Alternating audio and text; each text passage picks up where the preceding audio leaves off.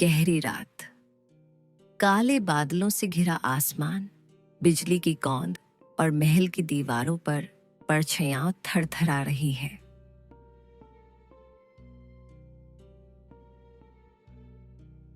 राज्य मायादुर्ग। राजा वीरेश देव का शासन है, जिसके पास सब कुछ है, पर एक रहस्य है जिसे कोई नहीं जानता।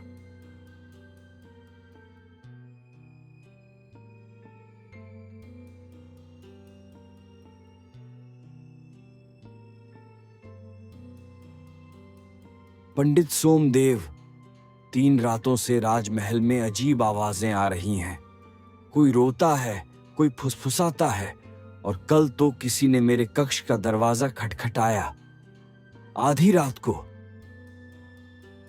महाराज, ये कोई साधारण आत्मा नहीं, ये रक्त चंदन का श्राप है। पर वो तो बस लोक कथा थी पंडित जी। लोक कथा नहीं, सत्य। और अब उसके जागने का समय आ गया है।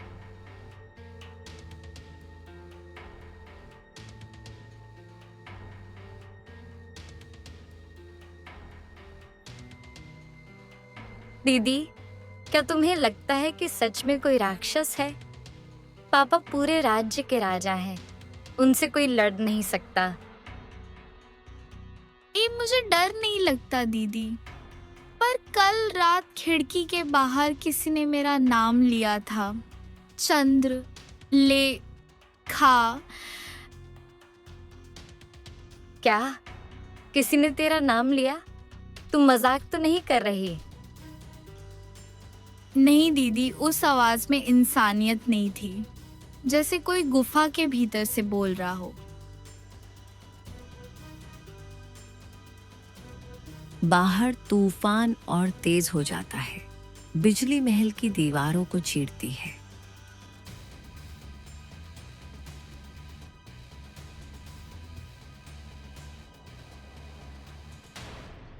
पंडित सोमदेव, कोई उपाय बताइए, मेरी बेटियां भयभीत हैं। महाराज, उपाय है, पर आसान नहीं। आपको आज मध्य रात्रि में रक्त चंदन कुंड के पास जाना होगा। वहां एक अग्नि प्रकट होगी, जिसमें उस राक्षस का नाम लेना होगा। उसका नाम? कर्णाक्ष। वही था जो कभी मायादुर्ग का रक्षक था, पर विश्वासघात से राक्षस बना। राजा का चेहरा भय और जिज्ञासा से भर उठता है।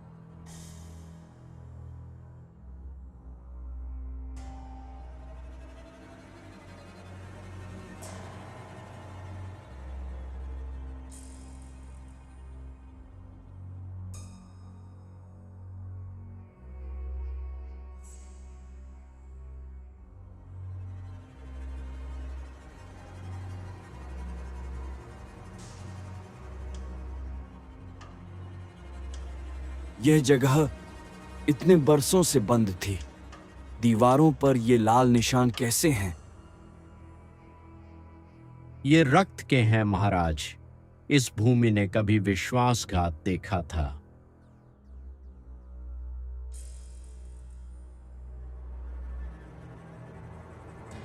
अचानक जमीन कांपती है।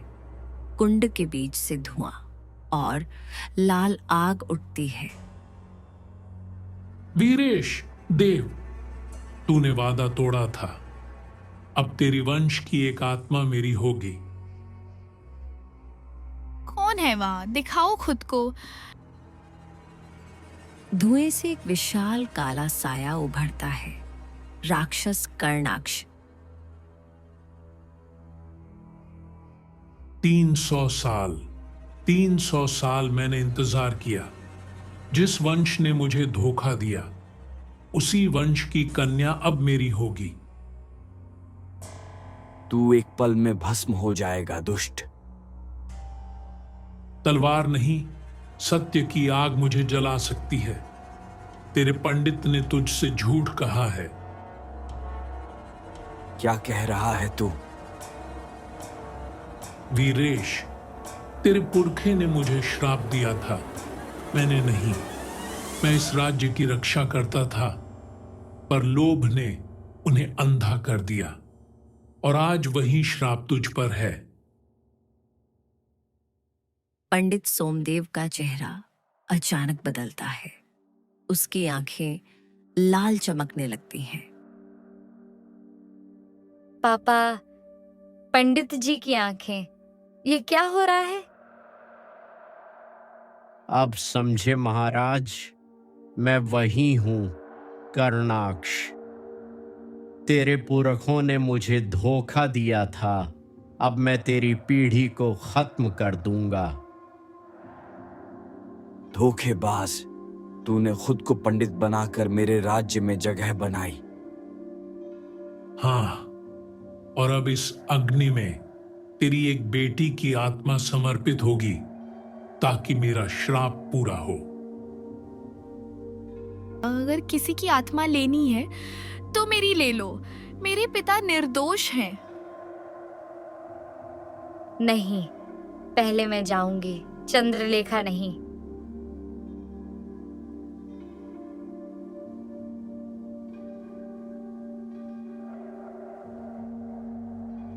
दोनों बहनें अपने पिता के लिए मरने को तैयार। अद्भुत, पर अब निर्णय इस अग्नि का होगा। आग तेज हो उठती है।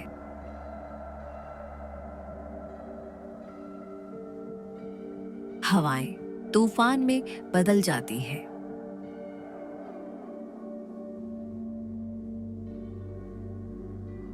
हे देवता, अगर सच्चाई मेरे पक्ष में है तो इस दानव को भस्म कर दो।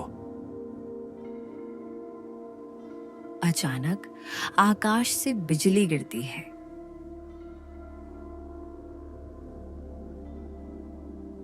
कर्णाक्ष चीख उठता है और अग्नि में विलीन हो जाता है।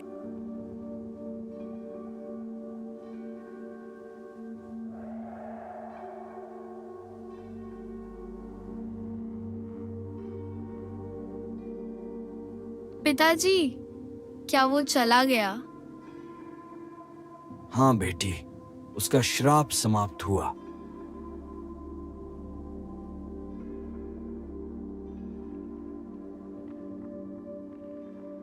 राजा जब पीछे मुड़ते हैं तो पंडित सोमदेव का शव नहीं मिलता। पिताजी, पंडित जी कहाँ गए? शायद श्राप भस्म हुआ, या कहानी फिर से शुरू हो रही है।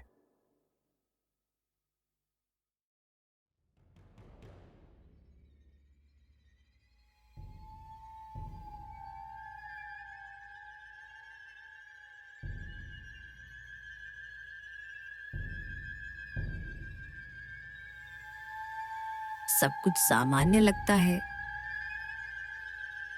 लेकिन महल के प्राचीन दर्पण में एक लाल आंख चमकती है, वही कर्णाक्ष की। कुंड की लाल लपटें आसमान तक उठ रही हैं। हवाएं उल्टी दिशा में बह रही हैं। राजमहल के पहरेदार एक एक कर बेहोश हो रहे हैं।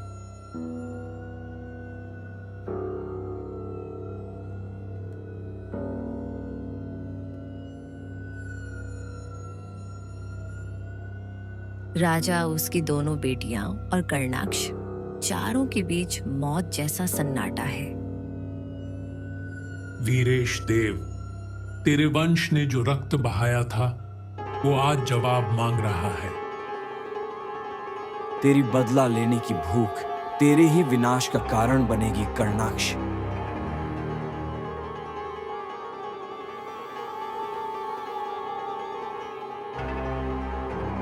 विनाश? विनाश तो उस रात हुआ था जब तेरे पुरखों ने मुझे झूठे वचनों से बांधा और फिर मेरे तन को इस कुंड में जलाया। राक्षस, हमारे पिता निर्दोष हैं। तू झूठ बोल रहा है। निर्दोष? तो ये जान ले, रत्नमाला, तुम्हारे पिता की नसों में वही रक्त बह रहा है जिसने मुझे धोखा दिया था। अगर तू सच में न्याय चाहता है तो हमें सबूत दिखा। हम नहीं डरते तुझसे। बहादुर है तू। ठीक है, देख अपने महल का सच। कर्णाक्ष हवा में हाथ उठाता है। उसके चारों ओर लाल धुएं से चित्र उभरने लगते हैं। कर्णाक्ष, तूने हमें अमृतत्व दिया, अब हमें तेरी जरूरत नहीं। पर महाराज, वचन तो था कि हम दोनों मिलकर राज्य की रक्षा करेंगे। वचन तोड़ा जाता है जब शक्ति बड़ी हो जाती है। रक्षक, अब तू ही खतरा बन गया है। धर्मदेव तलवार निकालकर कर्णाक्ष को कुंड में धकेल देता है।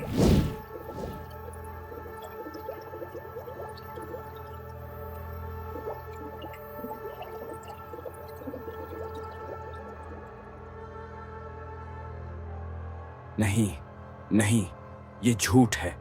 मेरे पुरखे ऐसे नहीं थे। तो अब सच का प्रायश्चित कर, राजा वीरेश, या तेरी संतानें तेरे पापों की सजा भुगतेंगी। पिताजी, हम सब कुछ खो देंगे अगर हमने सच को न माना। हमें इसे रोकना होगा। पर कैसे? ये तो अमर आत्मा है। पंडित सोमदेव ने कहा था कि सत्य की अग्नि ही इसे भस्म कर सकती है। हाँ, लेकिन पंडित तो। राजा कुछ कह पाते इससे पहले कुंड के पीछे की दीवार अचानक गिर जाती है। वहां पंडित सोमदेव खड़ा है, लेकिन अब उसका चेहरा इंसानी नहीं, राक्षसी है।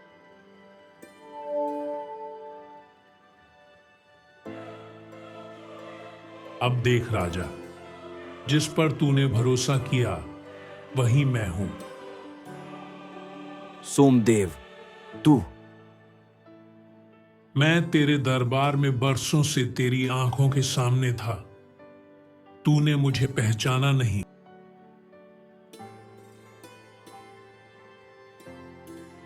इसका मतलब तूने ही महल में वो सब किया था, आवाजें, परछाइयां।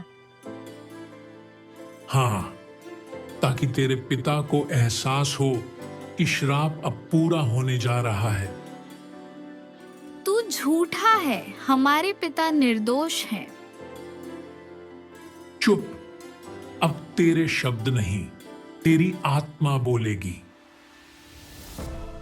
वह हाथ उठाता है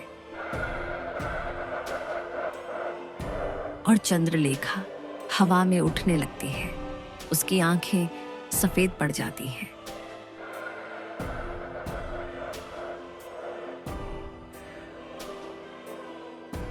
अगर तुझे आत्मा चाहिए तो पहले मुझे पार करना होगा। मुझे मनुष्य की तलवार नहीं रोक सकती। तो ये जान ले, यह तलवार उसी रक्त से पवित्र की गई है जिससे तू बना था। राजा अपनी तलवार रक्त चंदन कुंड की लपटों में डुबोते हैं। तलवार लाल स्वर्ण आभा से चमक उठती है। तेरा अंत आज होगा कर्णाक्ष। वह तलवार घुमाते हैं। बिजली सी चमक उठती है। कर्णाक्ष चीखता है, लेकिन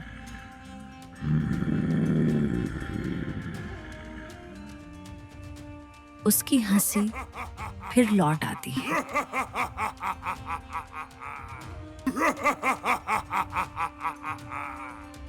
अभी अंत नहीं हुआ वीरेश। तेरी बेटियों का भाग्य मेरे साथ बंध चुका है। चंद्रलेखा अब मेरी आत्मा का अंश है।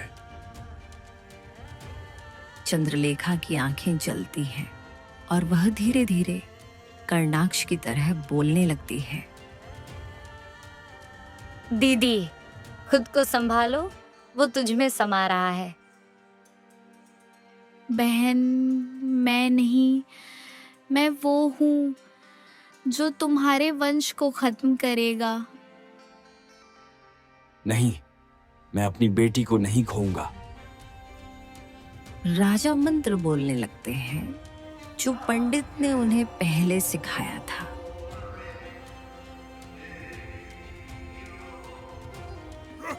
लेकिन कर्णाक्ष हंसता है।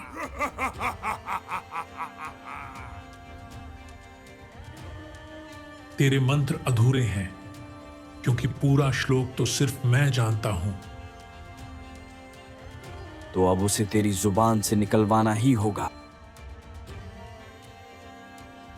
राजा तलवार से कर्णाक्ष पर प्रहार करते हैं।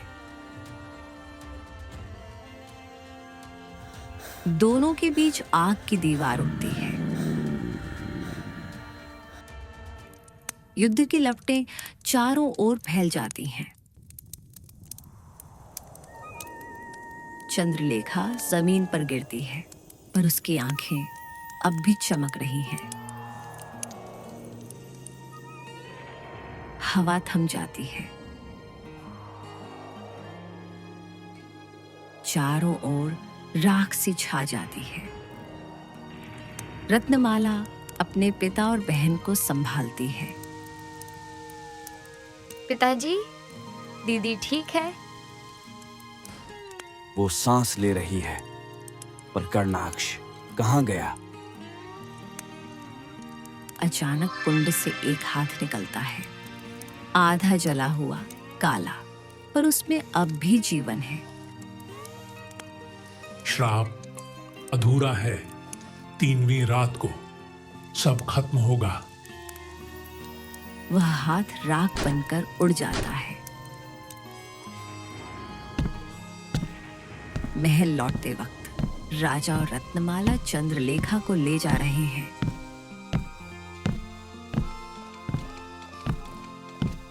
लेकिन जब रत्नमाला पीछे मुड़ती है, कुंड की राख में फिर वही लाल आंख चमक उठती है।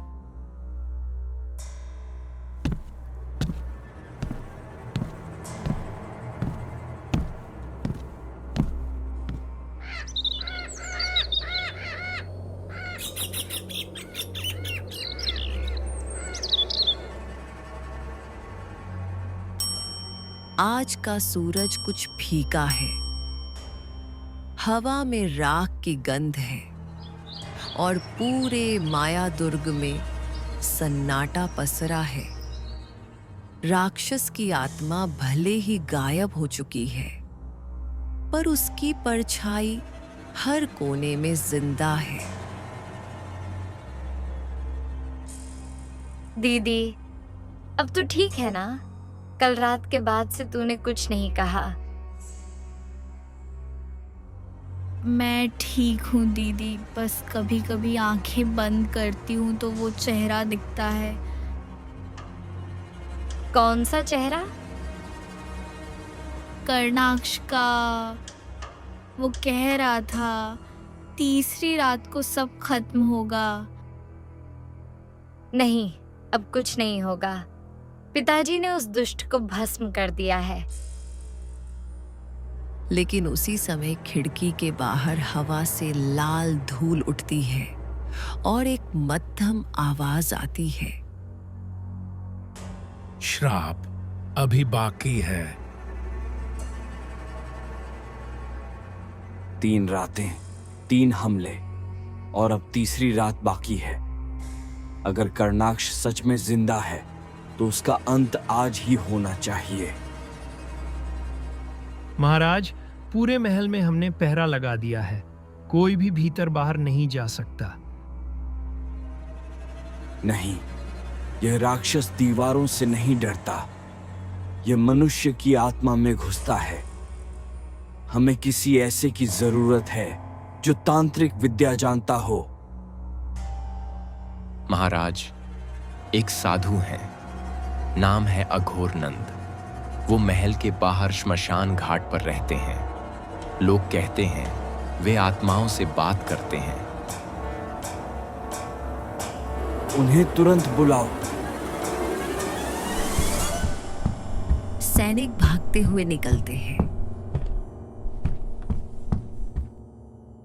राजा की आंखों में थकान नहीं, अब दृढ़ता है। महल के द्वार खुलते हैं। धुएं के बीच काले वस्त्रों में एक साधु प्रवेश करता है।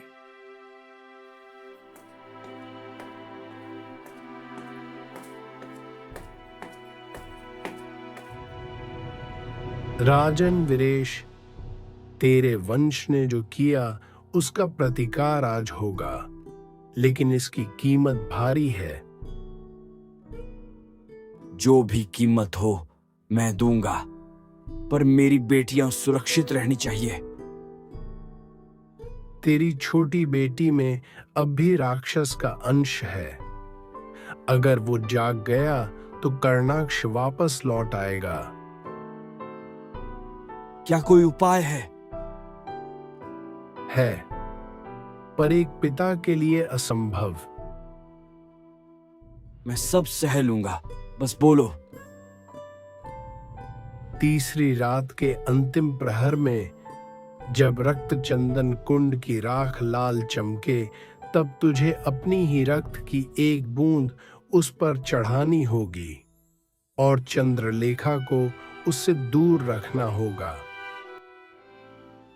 अगर वो पास गई तो श्राप स्थायी हो जाएगा और तेरी बेटी उसी राक्षस की वाहक बनेगी। राजा की आंखों में आंसू भर आते हैं, लेकिन होठों पर संकल्प है।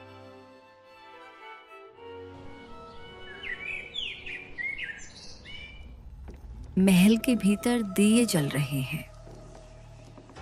हर कमरे में पहरेदार तैनात हैं। बाहर हवाएं फिर लाल हो रही हैं। चंद्रलेखा अपने कक्ष में बैठी है। उसके सामने दर्पण रखा है। तू कौन है जो मेरे भीतर बोलता है? मैं तू ही हूं चंद्रलेखा। बस वो हिस्सा जिसे तूने बंद कर दिया था। नहीं, तू राक्षस है। राक्षस नहीं, सत्य हूं। तेरे पिता झूठे हैं। तेरे रक्त में वही विश्वासघात बहता है जिसने मुझे मारा। चुप हो जा। दर्पण अचानक टूटता है। उसके टुकड़ों में लाल आग झिलमिलाती है।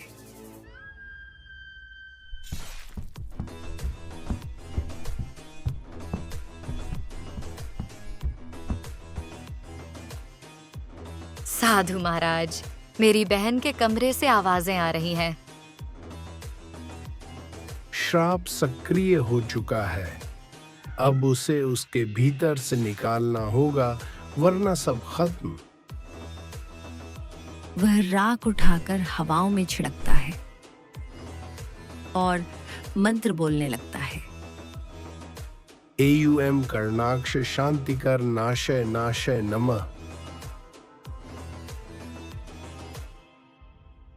चंद्रलेखा बेटी। मैं तेरी बेटी नहीं, तेरे श्राप की परछाई हूं। वह हाथ उठाती है और हवा में महल के दिए एक साथ बुझ जाते हैं। पूरा महल अंधेरे में डूब जाता है। दीदी, खुद को याद कर, तू वो नहीं है। मैं कोशिश कर रही हूँ, पर वो आवाज मेरे भीतर जल रही है। वीरेश, अब समझ, वंश का पाप कभी नहीं मिटता। राजा तलवार निकालता है, पर इस बार वह किसी बाहरी दुश्मन से नहीं, अपनी ही बेटी के भीतर के अंधकार से लड़ रहा है। हे देव, मुझे शक्ति दो कि मैं अपनी संतान को बचा सकूं। रक्त चंदन कुंड की राख, अभी समय है महाराज। राजा दौड़ता हुआ कुंड की ओर जाता है।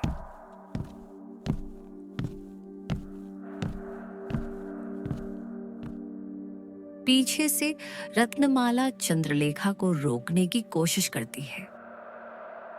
दीदी, तुझे याद है जब तू बारिश में नाचती थी? जब हमने माँ की पूजा में फूल चुराए थे? तू वही है। अब बहुत हो गया, सब खत्म हो जाएगा। वह हवा में हाथ उठाती है, दीवारें फटने लगती हैं और महल की छत कांपने लगती है। राजा कुंड के पास पहुंचता है। लाल राख अब फिर जलने लगी है। महाराज, अपनी रक्त की बूंद डालो, जल्दी। बिजली गिरती है। राजा तलवार से अपनी हथेली काटता है। खून की बूंद राख पर गिरती है। हवा में मंत्र गूंजते हैं।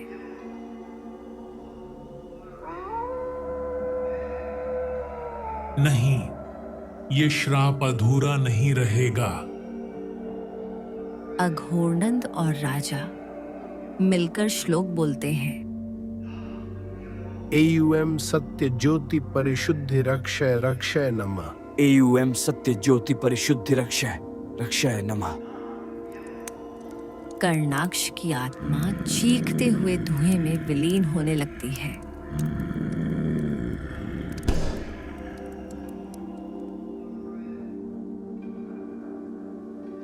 चंद्रलेखा जमीन पर गिरती है।